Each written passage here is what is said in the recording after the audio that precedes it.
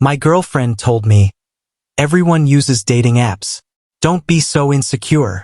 But when I asked to check her phone, she refused, tried to manipulate me, and only broke down when I asked for the $10,000 I lent her. She paid me and I left her forever. I'm 34 and I thought I had finally found the one. The person people talk about when they say, the right one. For 2 years, I had been with my girlfriend, and at first, everything felt perfect, almost like it was meant to be. She was sweet, caring, and everything about our relationship felt natural, comfortable, and easy. We went on trips together, met each other's families, spent weekends watching shows and talking about life, and I truly believed we were building something real, something lasting, something that would survive the test of time. But over time, small things began to add up. At first, they seemed insignificant, little habits that didn't sit right with me. She was always extremely protective of her phone, making sure it was tilted away or locked quickly whenever I glanced in its direction. Sometimes she would disappear for hours, saying she was out with friends or running errands.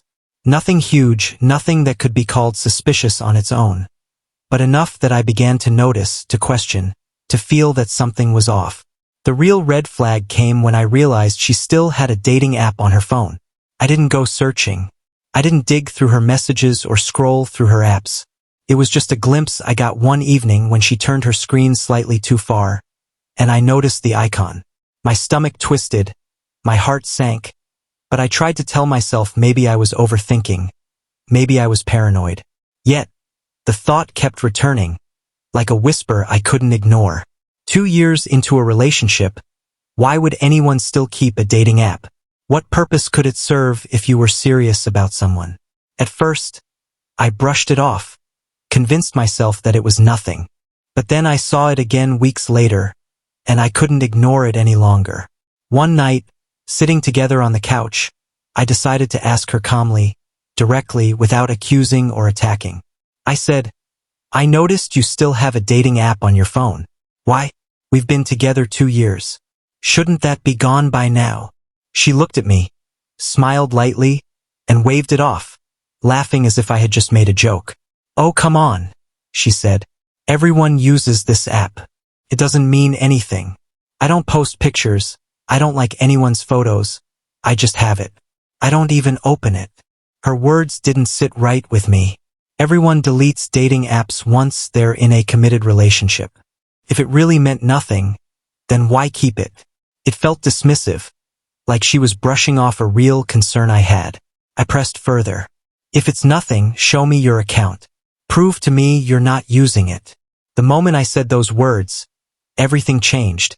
Her smile vanished, her body tensed. She leaned back, and the playfulness was gone. She didn't laugh. She didn't reassure me. She just stared, silent, calculating. Her silence spoke volumes.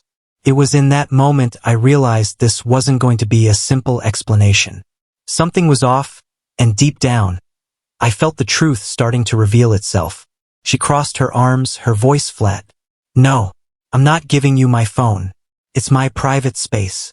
I understood then that this wasn't about privacy. If she had nothing to hide, she wouldn't react like this. Her reaction was defensive, sharp, and sudden, and it told me more than any words could. I tried to stay calm, to explain myself. I'm not asking to dig through your entire phone. I just want to see that app. We've been together 2 years. If it's nothing, prove it. Instead of reassuring me, she snapped, calling me insecure, saying only weak men care about these things. That moment clicked for me. This wasn't about a phone app. This was about manipulation. Her defensiveness, her excuses, her accusations were a pattern I could see clearly now. I thought about the time she vanished without explanation, the time she claimed to be busy with friends, and the time she guarded her phone like it was a vault. It all made sense. She was hiding something. I tried one more time, calmer, almost pleading. Look, I've never questioned your privacy before, but this one thing doesn't make sense. You can't just call me insecure for asking. If there's nothing to hide, be honest with me. She rolled her eyes, muttered that I was overreacting. That stung. I wasn't asking for social security numbers or bank accounts. I just wanted proof that she was committed. In that moment, sitting across from her, I knew I was no longer looking for reassurance. I was looking for confirmation of what I already suspected. Her eyes widened when I finally said, "If you're hiding things, I'm done. I want to break up." Suddenly, her tone changed. The sharpness was gone. She reached for my hand, pleaded, said she loved me, that she had been loyal, that I shouldn't leave. But minutes ago, she had tried to make me feel weak, insecure, the problem. I pulled my hand back. I couldn't forget that. And then she mentioned the $10,000 I had lent her for an emergency. Her words hit me differently. I had given that money out of love, trust, and belief that we were a team. Yet, she only brought it up when she realized I was leaving. That moment showed me everything. I told her calmly, "Give me my money. We're done." She tried to beg, to manipulate, to twist the situation, but I stayed firm. She rushed to gather cash, slapped envelopes on the table. Every dollar was there. And in that moment, I saw the truth. The relationship was over. Her tears, her pleading, her promises meant nothing. She had revealed her priorities. Attention from other men, manipulation when questioned, and the willingness to protect herself over our relationship. I put the envelopes in my jacket, looked at her and said calmly, "I'm not doing anything to you. You did this to yourself." I walked to the door, opened it, and left without looking back. I blocked her on everything. Social media, messages, calls. I didn't leave doors open to return to lies. In the days that followed, I felt relief, anger, sadness, but most of all, clarity. I realized I had escaped something that could have cost me years of my life.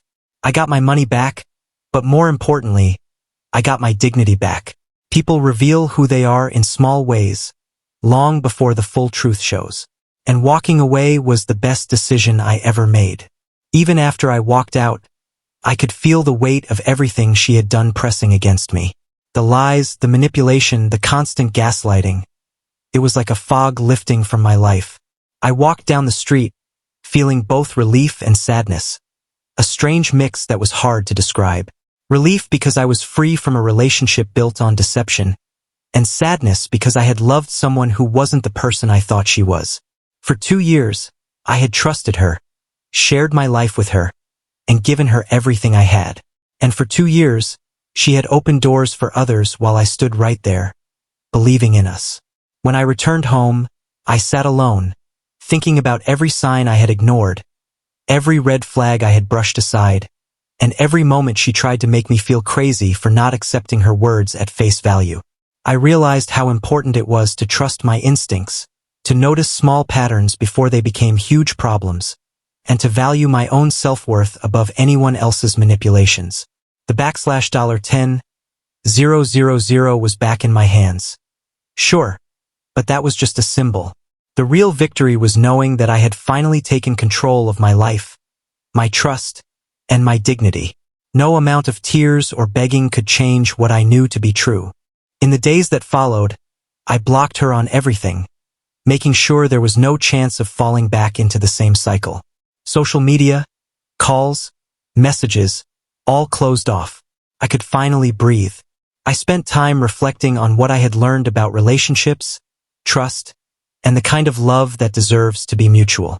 I realized that a true partner doesn't hide, manipulate, or use you for money or attention. They stand by you, communicate honestly, and respect your feelings. She had shown me who she really was, and I had seen it clearly before it could consume me entirely. Walking away wasn't easy. There was a feeling of loss, a sharp sting of what could have been. But I knew in my heart that leaving was the only choice that honored both myself and the trust one had given. For 2 years, I had loved someone who wasn't ready to love me back in the same way. And now, with the door closed, I felt the freedom to begin again, to protect myself, and to never settle for less than respect, honesty, and true commitment. Looking back now, I see that every small sign, every uneasy feeling, and every moment of defensiveness had been a warning. People reveal their true colors slowly, through their actions, their reactions, and the choices they make when confronted. I just had to open my eyes and have the courage to walk away. And walk away I did. I got my money back, I got my peace of mind, and most importantly, I got myself back.